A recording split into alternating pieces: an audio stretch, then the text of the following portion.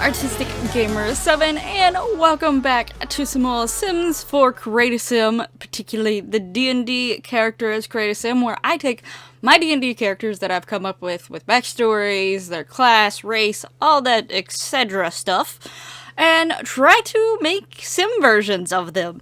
Today we're actually going to be making Orianna Vyria. I had to remember the last name, cause technically in some ways, for some races in D&D, last names are not really a thing, or they're not as important, but for the purpose of Sims, I need last names for everyone in some sort of way. So yeah, but you may know, you should be able to see the drawing now. I have drawn all of my characters, and I do at least include the drawing in like towards the beginning for about a minute or two, or a little over 2 minutes, I think, so that you can see sort of what I'm using to base the sim off of. So this is my creation, and I'm trying to make a sim based off that creation. Now, obviously, I'd make some creative tweaks here and there, a few changes based off of what the Sims has available to it and how things are sort of coming along as I'm creating these characters. Plus, they are my characters, even if they have a drawn form. They're still my D&D characters that I came up with out of my head. So, yeah, I can have a little bit of creative freedom here. So, yeah, Orianna is a homebrew race, which is a mantid. So, there's like some homebrew races, they only have like a few paragraphs written about them with their stats and stuff like that. It's like a one-page thing, but this one had like 5 or 6 pages on it. Like, this was a detailed homebrew class, and I honestly love it. So mantids are basically praying mantis people.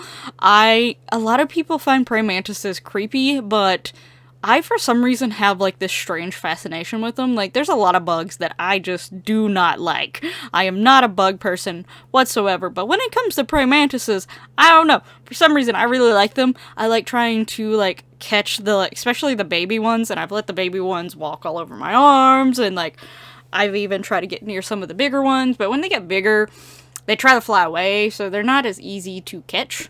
One time I did actually have... was it last year? It was last year or the year before last. There was like this weird colored praying mantis at my house.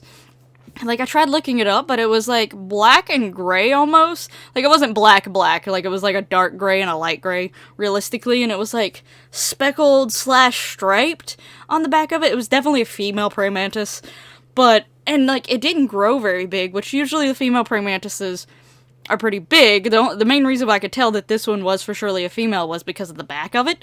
The little, I forgot what it's called, but, you know, we're gonna go with butt. The butt area is quite large on female praying mantises, and this one definitely had quite a large butt end there. So I definitely know she was a female one, and I think even after I relocated her, we did actually come across a, like, little egg sac. But my dad had greenhouses, and it was before, like, he's no longer doing anything with the greenhouses, but he was still last year. So it was turning winter. Like, this was like a late blooming praying mantis, because I came across it when it was quite small. It was staying in the same area. It was very close to my car, and I was excited to see this praying mantis every single day. But then it was starting to get really, really cold, and this praying mantis wasn't really moving too much, but every once in a while you'd see her move, or she would be in a slightly different location. But I could tell that the cold was probably getting a little too much for her, and the fact that she was slightly a late bloomer, I was like, you have a lot of praying mantis life left to live. So I actually ended up catching it, and it was one of the only adult ones that I've ever caught. But the thing is like I said, it was cold. She wasn't really moving as much. So I took her up and put her in the greenhouse, and after she'd been in the greenhouse, she moved around quite a bit, and it got to the point where it was hard to find her because she was hiding in all the plants. But anyway, yeah, that's my whole thing with praying mantises. So I had to make a praying mantis race, in all honesty, and I came across this homebrew class, and, like, it has, like, 3 different types of, mantids.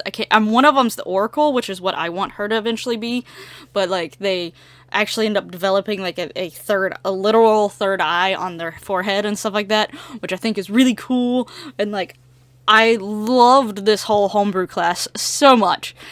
And they definitely seem to go slightly Asian-inspired with the mantids, which I don't know if there was a reason for that, but I was okay with it. Totally okay with it. And all of them that I seen, they did have hair, so that was one of the human qualities that the mantid gets, was that they had hair. And a lot of times it was long, and it was pretty much always represented as a really dark color, mainly black.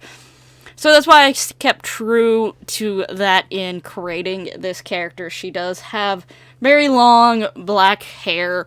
So obviously I give the sim version of her very long black hair. I think I literally have her eyes as big as possible, because technically, other than Tarja, which is my spider person, view at your own risk. I know some people have severe spider phobia, so even just seeing her slightly might But, yeah, with her, I didn't make her eyes quite as large in the drawing, just because spiders tend to have slightly smaller eyes, but they have a bunch of them. But with the mantid and one other insect creature, which you'll be seeing later, I made their eyes huge, but this is as big as I could get the sim eyes, so she has, like, huge eyes, and I made them look a little bit more, try to make them look slightly translucent in a way, just because a lot of bugs' eyes, they're, like, the same colors, their skin slightly translucent looking in some sort of ways. Like, I don't think they're actually translucent, they just sort of look that way because they are a similar color to their skin tone usually.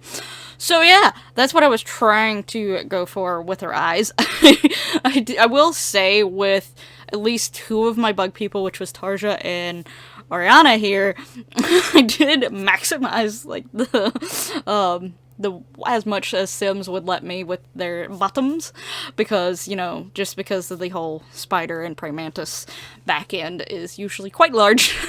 So I try to represent that, obviously, in my drawing. She actually has, like, a praying mantis back end, but I can't do that in Sims, so she just gets a large butt.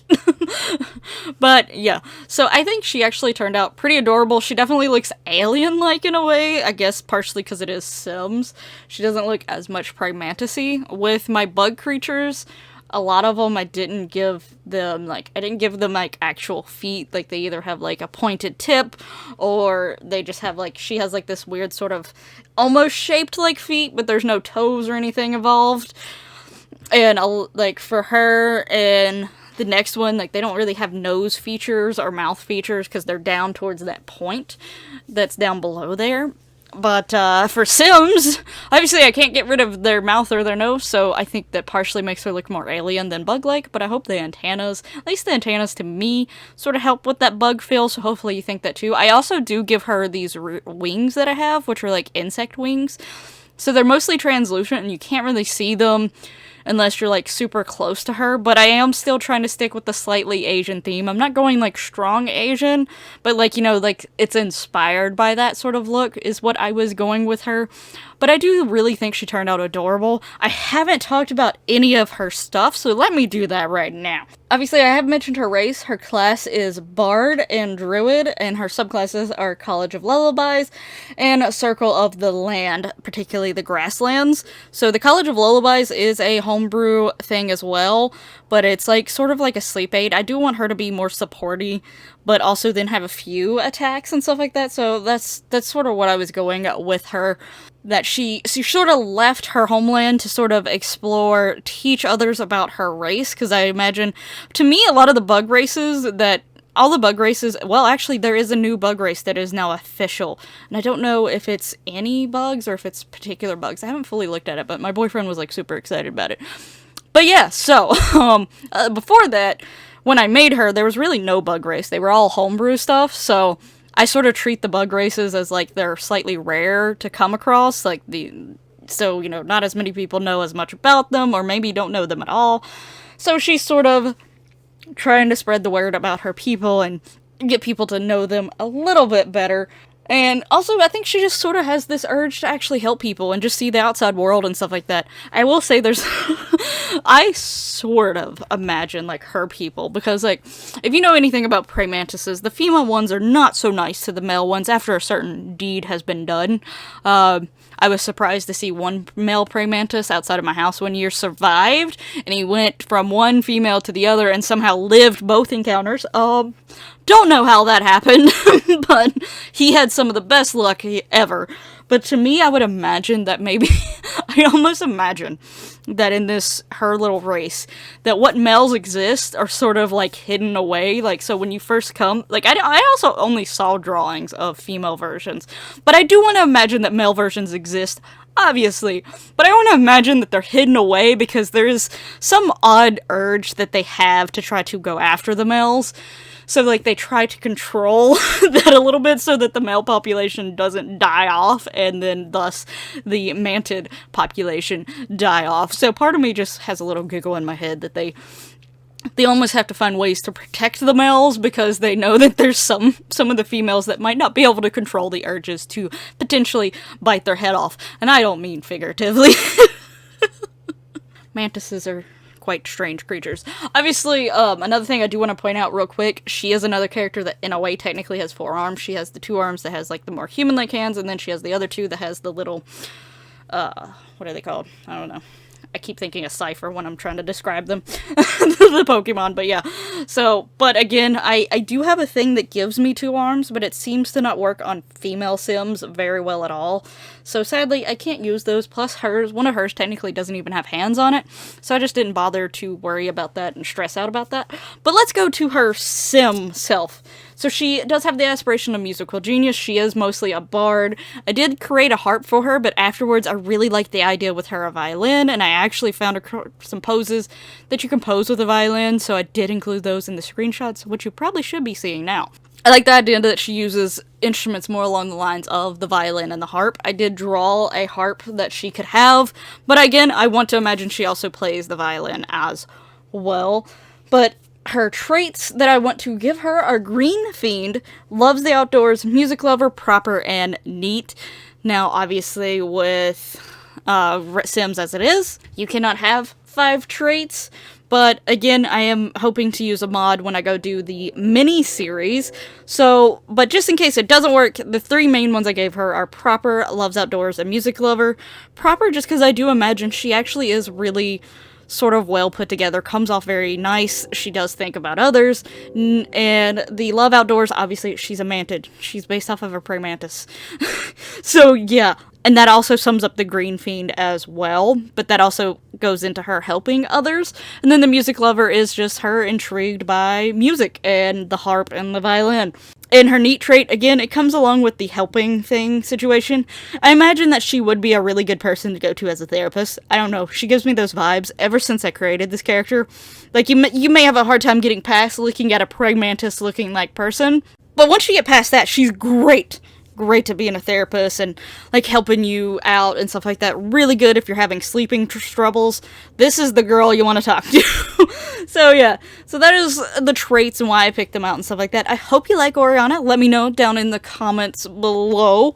Sorry if praying mantises are slightly creepy to you, but hopefully Orianna is not really that creepy to you. So, you know, hopefully the human side of her outweighs the praying mantis side of her. But let me know down in the comments below. I hope you're looking forward to the future characters as well. We are actually on 27. I did finally use the numbers. So yeah, woo! But, so we don't have too many more to go, but we do have some more to go.